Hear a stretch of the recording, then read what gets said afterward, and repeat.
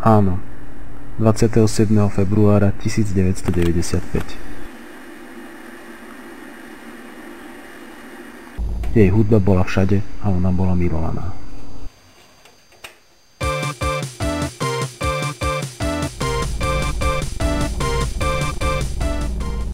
Ľudí stimulovala do takej miery, že si neuvedomili rozpad svojho okolia.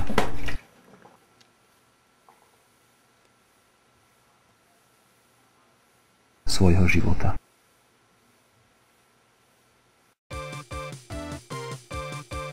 ...17. apríla 1995.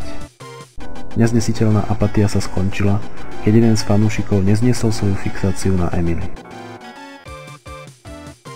Keď ju nemôže mať on, tak potom už nikto.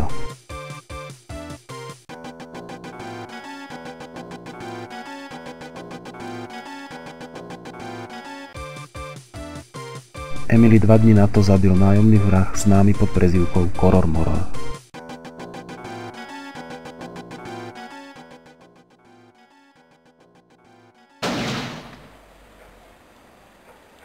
Strieľal zo strechy, kde ho okamžite zatkli.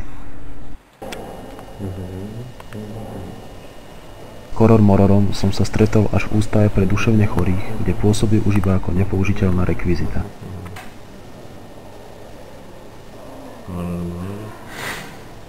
Management Emily sa postaral a vymlčal.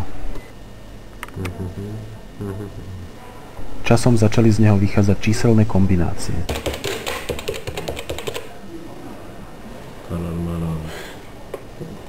Kontakt na výskumné centrum Emily. Všetok nakrútený materiál zostal nepoužiteľný.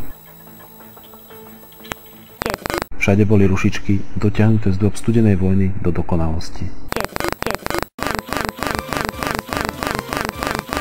Emily pre nás už neexistuje.